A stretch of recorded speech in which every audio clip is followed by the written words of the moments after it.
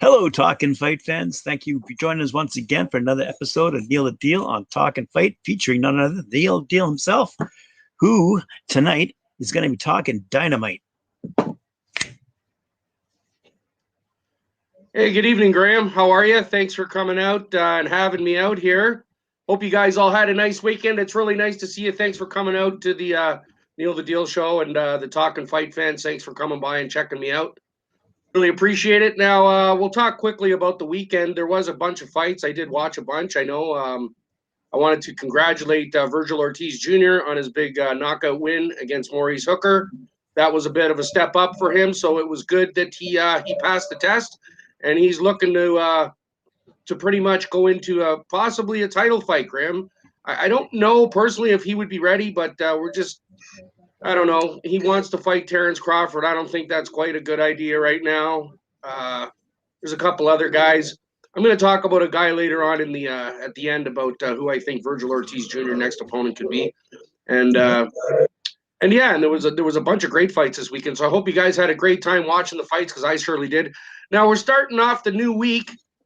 We've been flying around the world, which has been a total blast. Going around the world is always a fun time, you know, be it at any time. So we've done the Philippines, we've done the United States, right, Graham? We've done Mexico. So now we're gonna move into the UK and talk about some UK fighters. There's a whole bunch of UK fighters, and we all know about the English. You know how tough they think they are. They're always better than everybody else, as we all know. But apparently, you know, there are some really good fighters coming out. And funny enough, quite a number of them are in the heavyweight division. The heavyweight division for years has been a little, you know, we don't have our Tysons and Holyfields and guys of that sort in the division anymore. I always found it to be the best division because it's the biggest guys. But anyways, we all know that the Irish are the toughest. Sure. Right. Kilt wearing little leprechauns. Or no. You know what I mean? Little leprechauns, those Irish guys. But anyways, yeah, so there's a lot of big heavyweights coming out of the UK. So we're going to talk about a young heavyweight tonight who's been blazing up the ladder in the last few years. And his name would be Daniel Dubois. Guys, Daniel Dubois. He's a British boxer. His nickname is Dynamite. Right on, Mike. Yeah,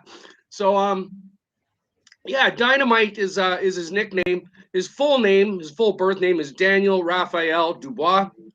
And he also has another nickname that his buddies, apparently, since he grew up, they call him Triple D. Kind of like Triple G, Triple D, right? Daniel Dynamite Dubois, Triple D. So that's another little nickname his buddies like to use when they're out having a few pops, I guess, you know. So he was born September 6th, 1997. That makes him 23 years old. So he's a real young lad here. But keep your eye on him, guys. This guy, I'm telling you, I think, Graham, he has the potential to do some big things in the next year or so, depending on how these other big fights go, these big heavyweight fights. I would not be surprised at all to see him get a title shot at some point. He has the skill. There's no doubt about it. We're going to talk about that. So he fights in the weight class of heavyweight, and he's known to be one of the brightest prospects coming out of the heavyweight division. He has been for quite a while. And so I kind of been keeping my eye on him, and because he just intrigued me with his size and his speed, his hand speed. He's heavy-handed. Like, he can knock you out no problem. He's very tenacious. He cuts off the ring really well. He's a really, really well-rounded fighter.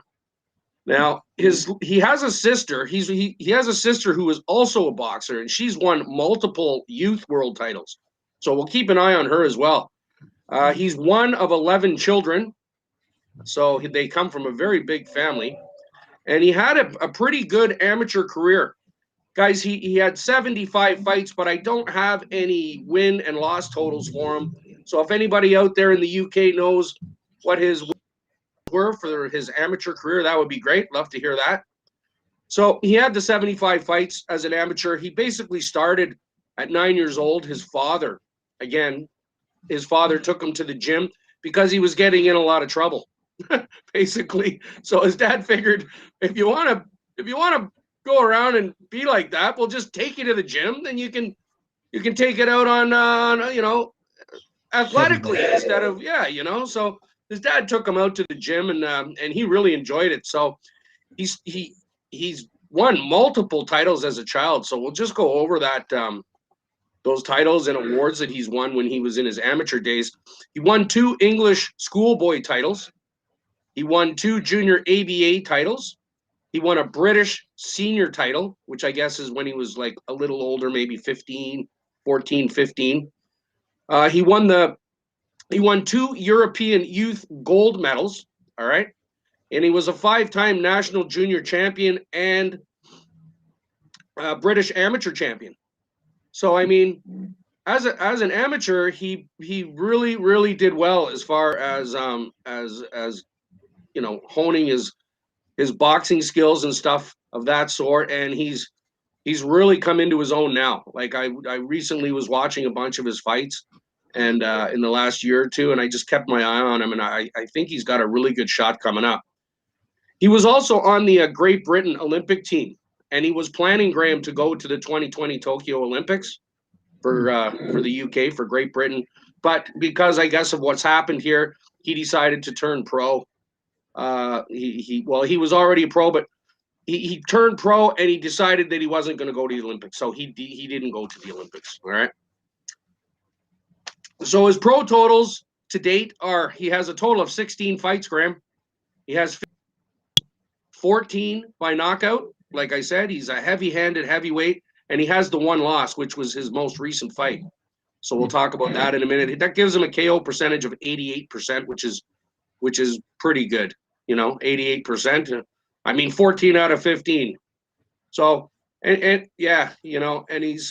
he hasn't been fighting up until the last fight. He's been fighting tough guys, but not really the cream of the crop heavyweights, if you know what I mean. They're slowly bringing him up to that, and I think he's going to be getting a shot in the next year, I would say, to year and a half, if he continues going the way he's going. Because, like I said, when you see him fight, you'll know what I'm talking about. He's a big guy, and big guys, sometimes their speed is what holds them back because they're just not fast enough. I mean, that's why Tyson was always like short, stocky, big, and tough, and he'd outspeed you and outhit you and out everything, right? So this guy reminds me of Tyson with some of the power. He's got power in both hands, and when he gets a guy hurt, he really jumps on him, and that's it. He basically takes him out, at least to date. So let's go over some. His first fight was in April 2017, actually, his first pro fight, and he won. His first title that he won was the Southern Area Heavyweight title in the UK.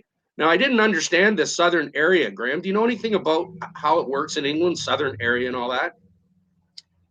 Well, I would imagine that's London area. I guess they're talking about the south of England, not Southern Europe. But no, I don't know the boxing federation well enough to know what area they're talking about. Yeah, no, I was in the same boat there. I kind of did some digging and stuff. I was just curious if you had heard about it, Graham. I didn't really think you would have, because I've never heard of it. But anyways, the Southern Area, the council that does the boxing in the UK has split the country up into 7 counties. So there's 7 counties that award boxers in the different divisions the titles. Do you understand?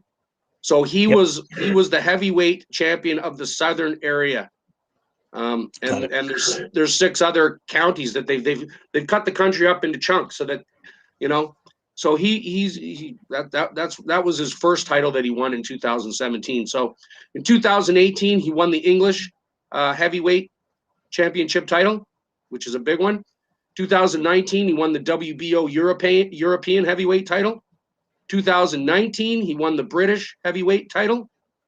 He's doing not too bad. This is the first couple of years right off the hop, and then he was motoring right along. So he had 3 belts under his under his arm.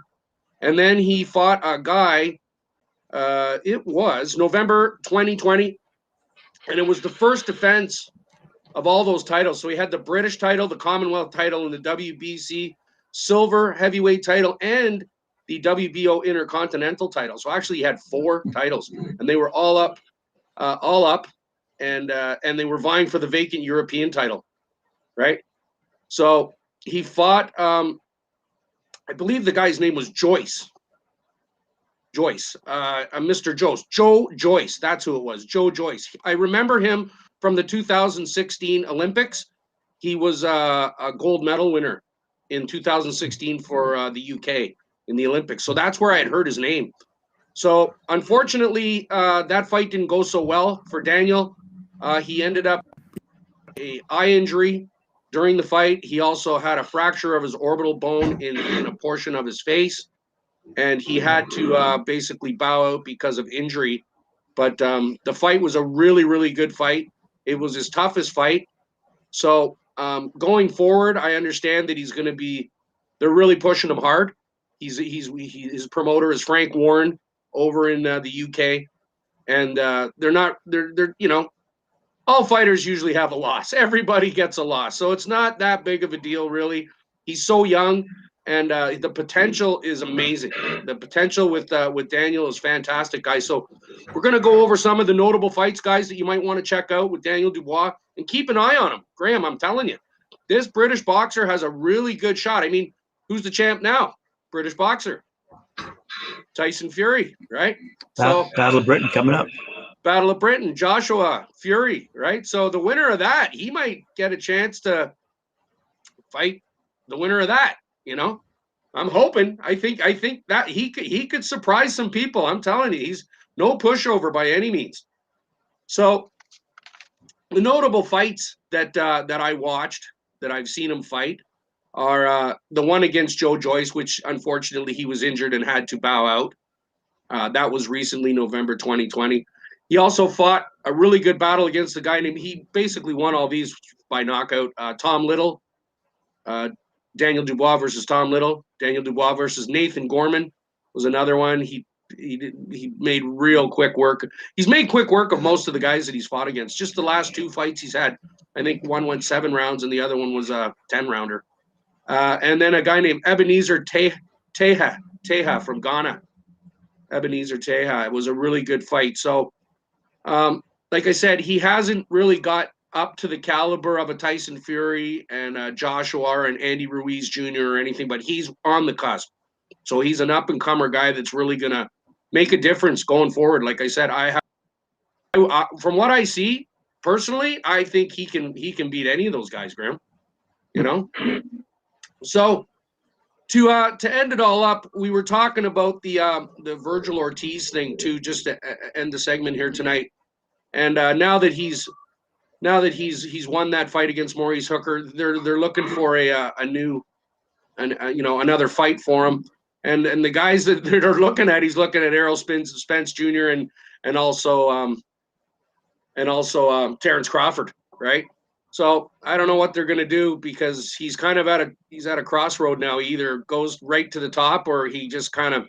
But I did find a guy that I thought might be a really good opponent for him. And he's from Kazakhstan. He was an Olympic gold medalist. And he's 10-0 with 6 KOs. His name is Daniar Yelasianov. Yelasianov. Have you heard of this gentleman, Graham, at all? I have not. Yeah, Daniar Yelasianov. Check him out, guys. This could be Virgil Ortiz's next opponent. At least I think it would be a good opponent. The guy's a great fighter. I mean, he even has his own postage stamp in Kazakhstan. So I was like, wow. Yeah, you know what I mean? They've already given him the award of giving him a postage stamp. So, and he's 10-0. So maybe that would be somebody that Virgil Ortiz's camp there at the Golden Boy Productions, Oscar De La Hoya, will look into that, and I'm sure they'll take care of that. But there's going to be some really good fights coming up, guys. Keep your eyes peeled for them. We'll let you know as they come. And thanks a lot, Graham. Really appreciate it. Guys, look out for Daniel Dubois. Dynamite, big heavyweight British guy. I'm telling you, he could be a shocker. He could be the upset guy, if you know what I mean. So we'll keep an eye on Daniel. Good luck to you, Daniel. If you see the episode, thanks a lot for the great career so far. Best of luck to you in the future. Hopefully, everything goes well, and we'll see you again soon. Thanks a lot, Graham. I really appreciate you having me out, guys. Take care. We'll see you again soon. Tomorrow night, 7 o'clock. We'll do it up again. Thanks very much, Neil. Appreciate it. And thanks for all those comments from our good viewership, keeping us chuckling there at the beginning of the episode. That's what we like to do, is knock Neil off stride. It's all good. That's it. That's it. Yep. I don't mind. Like, share, It's just, subscribe. yeah, like, share, subscribe, all that jazz. I just have a hard time reading my my teleprompter thing here as I'm trying to talk to the good Neil the Deal Show fans and Talkin' Fight fans. So, For sure. anyways, thanks for all the comments. I'll definitely go through them after the show, and we'll address each and every one of them. So, thanks a lot, guys. Again, take care. We'll see you tomorrow night. Thanks, Graham.